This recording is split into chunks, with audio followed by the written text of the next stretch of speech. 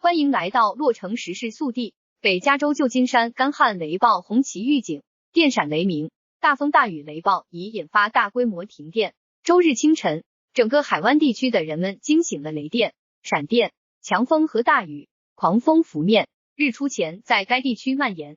预报中将有枯燥的闪电，但雷暴和潮湿比预期的要多，并且在以干热为标志的一周结束时，天气令许多人感到惊讶。加利福尼亚的天气也很不寻常，在夏季，风暴活动很少。XUS 66 KMTR 161817 AFDMTR 地区预报讨论国家气象局旧金山湾区2020年8月16日上午1117 PDT Sun Synopsis 今天向北转移的局部阵雨和雷暴，否则大部分时间继续阳光明媚和炎热，高温警告和高温警告仍然有效。另一轮闪电预计将在一夜之间发展起来，干燥闪电的红旗警告将持续到周一上午，整个周中持续炎热干燥。本周晚些时候会有一些降温。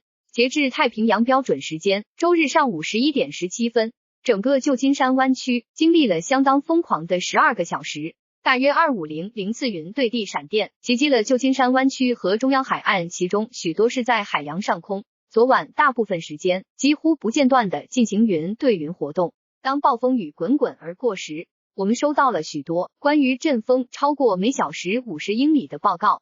据报道，整个地区的风灾，东湾丘陵的拉斯特拉帕斯报告阵风达到每小时75英里，最大的影响似乎是多次起火。消防机构仍在进行侦查，但从北湾、东湾、南湾、圣克鲁斯山到蒙特利都发生了数十起新的火灾。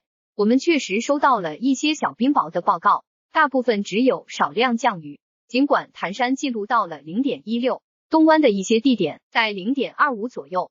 随着今天下午日照的增加，热点头条暂时没有变化。在对流方面，似乎我们可能要在一夜之间应对新一轮的暴风雨。预计新的雷暴将在接下来的24-36小时内迅速增强，因为它们将进入这个首选地区。由于这些情况，干旱雷暴红旗预警已延长至周一上午。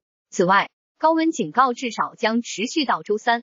受特殊雷暴天气影响，湾区各地紧急停电不断，众多原因未明。周日早上，包括南湾以及半岛、东湾、旧金山等地大量出现停电现象，预计比周五晚上规模更大。下面是 PGE 停电 Map 中显示区域停电情况，更多信息请在下面 PGE 网页查看 https://m/g/tom/outages。